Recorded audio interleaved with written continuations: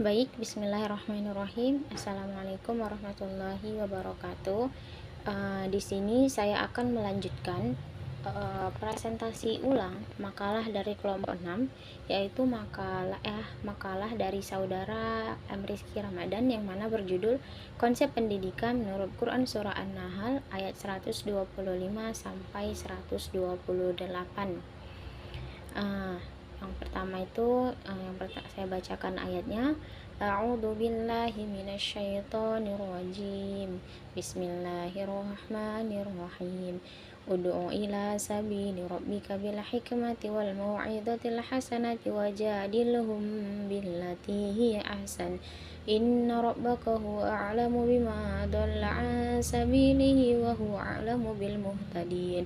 Wa in 'aqabtum fa'aqibu bimithli ma 'uqibtum bih wa la in sabartum lahu khairul lis-sabirin wasbir wa ma sabruka illa billahi wa la tahzan 'alaihim wa la taku fi dhaikim mimma yamkurun. Innallaha ma'al ladina taqaw wal ladina hum muhsinun. Di dalam Quran Surah An-Nahl 125 sampai 128, Allah Subhanahu wa taala itu memberikan pedoman penting tentang konsep pendidikan, dakwah dan cara membimbing manusia menuju jalan yang benar. Ayat ini menjelaskan bahwa dakwah tidak boleh dilakukan dengan kekerasan, kepaksaan ataupun perkataan kasar, melainkan dengan cara yang penuh hikmah, kelembutan, kesabaran dan akhlak yang baik. Allah itu memerintahkan Nabi Muhammad SAW untuk menyeru manusia ke jalannya dengan 3 metode utama, yaitu bil hikmah, mau'izah hasanah, dan zadilhum billati ahsan. Ketiga metode ini menjadi dasar penting dalam pendidikan Islam karena tidak hanya berfokus pada penyampaian ilmu, tetapi juga pada pembentukan karakter dan akhlak manusia. Metode pertama adalah bil hikmah, yaitu menyampaikan ilmu dan kebenaran dengan bijaksana. Hikmah berarti perkataan yang benar, tepat, kuat, serta mampu menyentuh hati seseorang.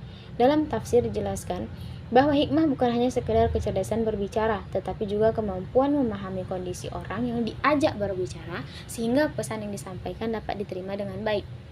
Seorang pendidik harus mampu menyesuaikan bahasa, cara penyampaian, metode pengajaran sesuai dengan usia, tingkat pemahaman, serta karakter peserta didik.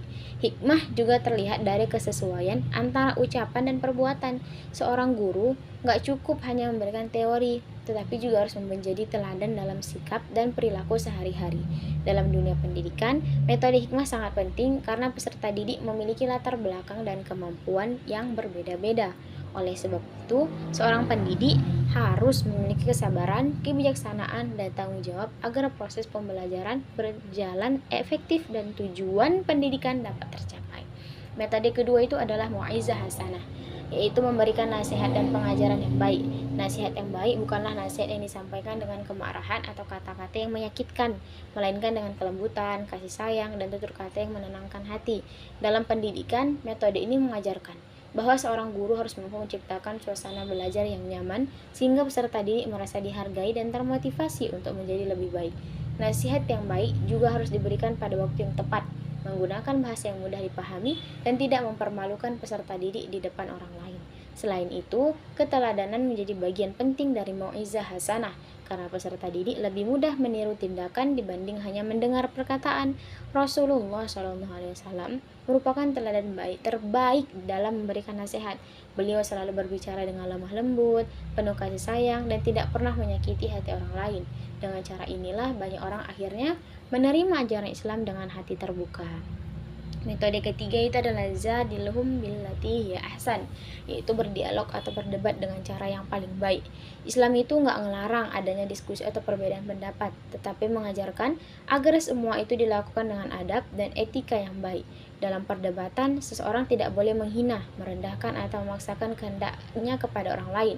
Tujuan dialog adalah mencari kebenaran dan saling memahami, bukan untuk menang sendiri. Dalam dunia pendidikan, metode ini sangat penting karena dapat melatih kemampuan berpikir kritis peserta didik, membiasakan mereka menyampaikan pendapat dengan sopan, serta menghargai pandangan orang lain. Diskusi yang sehat juga membantu peserta didik belajar memecahkan masalah dengan cara yang bijaksana dan ilmiah. Oleh karena itu, seorang pendidik harus mampu menjadi penengah yang baik dalam diskusi dan menciptakan suasana yang saling menghormati. Selain menjelaskan metode dakwah, dan pendidikan. Ayat ini juga mengajarkan pentingnya kesabaran dalam menghadapi berbagai tantangan. Allah Subhanahu wa taala memperbolehkan seseorang membalas kejahatan secara setimpal, tetapi Allah menegaskan bahwa bersabar dan memaafkan jauh lebih baik. Kesabaran merupakan salah satu akhlak mulia yang harus dimiliki oleh setiap pendidik dan pendakwah. Ayat ini juga mengingatkan bahwa tugas seorang pendidik dan pendakwah hanyalah menyampaikan ilmu dan kebenaran. Hidayah sepenuhnya berada di tangan Allah Subhanahu wa taala. Secara keseluruhan, Quran Surah An-Nahl ayat 125 sampai 128 memberikan pelajaran bahwa pendidikan dalam Islam harus dilandasi dengan hikmah, kelembutan, kesabaran, keadilan, dan keteladanan. Pendidikan bukan hanya bertujuan menambah pengetahuan, tetapi juga membentuk akhlak dan karakter manusia agar menjadi pribadi yang bertakwa dan berbuat baik. Seorang pendidik harus mampu menjadi contoh yang baik, menggunakan metode yang sesuai dengan kondisi peserta didik, serta selalu mengedepankan kasih sayang dan kebijaksanaan dalam mengajar. Dengan menerapkan nilai-nilai tersebut, pendidikan akan menjadi sarana untuk membentuk generasi yang berilmu, berakhlak mulia, dan mampu memberikan manfaat bagi masyarakat serta agama. Mungkin sekian penyampaian ulang materi makalah dari kelompok 6. Saya Ainun Afrida Aritonang dengan NIM 2315050009. Dengan ini mengakhiri, billahi taufiq wal hidayah. Assalamualaikum warahmatullahi wabarakatuh.